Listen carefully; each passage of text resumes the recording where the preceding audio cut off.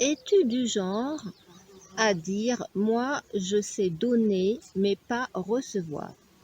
Te sens-tu frustré par le manque de regard, de considération de ceux à qui tu donnes? Sais-tu trouver l'équilibre entre donner et recevoir?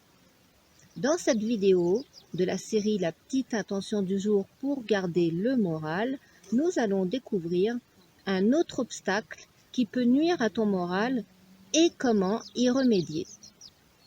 Se mettre au service des autres est parfois admirable, mais quand c'est aux dépens de soi-même, on ne fait qu'encourager chez l'autre un comportement producteur de dépit. Je t'explique tout dans cette vidéo et je t'invite à t'abonner, bien sûr, et à liker les vidéos si celles-ci te paraissent utiles. Pour préserver ton moral, il est important de trouver l'équilibre entre donner et recevoir. J'entends souvent dire « je sais donner mais pas recevoir », comme si cela était bien vu de s'oublier. Bien souvent, ces personnes nient leurs propres besoins et désirs au détriment de ceux des autres. Et il est fort probable qu'elles aient développé au fil du temps et depuis l'enfance des schémas de pensée et de croyances du genre « pour recevoir il faut donner »,« pour être aimé il faut que je comble les désirs des autres »,« pour être aimé il faut qu'on ait besoin de moi », etc. Nous retrouvons alors certaines attitudes ou comportements chez ces telles personnes telles que « je vais au-devant des désirs des autres », c'est-à-dire qu'elles vont interpréter et anticiper les besoins de ce qu'elles croient être pour les autres, alors que ce n'est pas forcément ce dont les autres ont besoin en réalité. Et elles ont tendance à rendre service sans qu'on le lui demande, sans qu'on le leur demande, et sans savoir si l'autre en a réellement besoin, et ça peut alors en agacer certains. Cette fâcheuse tendance à s'absorber dans la satisfaction des besoins des autres peut nuire à l'estime de soi et à la confiance en soi. En coaching, je me suis rendu compte que ce comportement cachait un besoin inconscient enfoui en elle-même, celui de reconnaissance et le sentiment d'être capable de. L'ego de ces personnes va nourrir cette fierté d'être indispensable pour les autres afin d'empêcher et d'admettre qu'elles ont aussi leurs propres besoins et surtout qu'ils sont prioritaires. Leur ego va les conduire à faire en sorte d'être indispensables pour rendre les autres dépendants. Mais attention, tout ça est inconscient et ce comportement amène fidèlement à répondre aux croyances du départ « il faut faire plaisir pour être aimé ». Donc, elles vont faire en sorte, de façon inconsciente, que les autres aient besoin d'elles.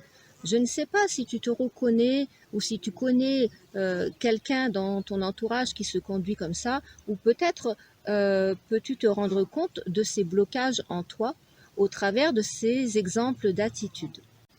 Conséquence, si je pense rendre service aux autres en allant au-devant de leurs besoins, aux dépens de mes propres désirs, et que je fais en sorte qu'ils aient besoin de moi, je vais alors créer une habitude chez eux à prendre ce que je donne comme un dû pour eux. C'est pour eux un acquis, c'est normal. Et il y a de fortes chances qu'à l'avenir, ils attendent après moi que je fasse pour eux. Car c'est moi qui a créé cette attitude chez eux, tu vois le schéma. Et là où ça bloque, c'est qu'inconsciemment, j'attends qu'ils fassent de même pour moi. Et attention, ça, on ne s'en rend même pas compte. Soit la personne qui va donner de cette façon espère être approuvée, considérée, acceptée ou aimée des autres. On retrouve là le besoin caché. D'où le sentiment d'être incomprise, frustrée, déçue, d'en faire trop. Tu as déjà entendu cette petite phrase « avec tout ce que j'ai fait pour toi », alors qu'en réalité, tu n'as rien demandé. Il y a aussi une autre attitude qui caractérise ces personnes, c'est se rendre indispensable. C'est de garder le contrôle, contrôler son environnement, les personnes de son entourage, afin que celles-ci soient conformes à son cadre de référence et ça rassure son ego. Bien souvent, comme elles ont peur de ne pas être aimées, elles ne savent pas ou n'osent pas dire non, de peur d'être rejetées. Comment les autres peuvent-ils m'apporter de l'importance et me prendre en considération si moi-même je ne m'accorde pas cette importance, ni je reconnais mes besoins? Savoir dire non tout en prenant en considération l'autre, c'est se respecter soi et donc se voir aussi respecté par l'autre. Il est temps de reprendre ton bout, comme on dit, c'est-à-dire porter ton attention sur tes propres besoins et désirs et poser des actions pour y répondre personnellement sans attendre des autres. Rappelle-toi que les autres te traitent comme tu leur apprends à te traiter et de la façon dont tu te traites toi-même. Si tu nies tes propres désirs au détriment de ceux des autres, tu bloques aussi ton épanouissement personnel, tu vas créer des rapports de force, domination, soumission. Les personnes qui ne savent pas recevoir sont généralement gênées de recevoir un compliment, soit elles vont le minimiser, oh c'est normal, ou penser que l'autre n'est pas sincère, tellement elles doutent d'elles-mêmes et se mésestiment. Si tu fais partie des personnes qui passent leur temps à s'occuper des autres, du foyer, des enfants, du conjoint, au travers de ton comportement, tu leur apprends à te traiter comme servante ou comme servant. Pour eux, c'est normal et tu n'auras pas plus de reconnaissance car c'est toi qui leur as donné l'habitude de te traiter de cette façon. En te sacrifiant pour les autres, en leur accordant plus d'importance qu'à toi-même, tu te mésestimes. Que signifie se sacrifier? C'est se considérer comme inférieur aux autres, solliciter toujours l'approbation, ne pas s'aimer. Qui en résulte à en faire trop pour les autres, pour pallier ce manque intérieur de se faire aimer par eux. Je connais une personne qui, avant ses séances de coaching, préparait par exemple des bons petits plats pour ses enfants, pour son mari, mais en fait pour elle-même, elle se réservait que les restes de la veille. Cette femme était prête à donner sa chemise à quelqu'un qui voulait la même. Elle se faisait passer toujours en dernier.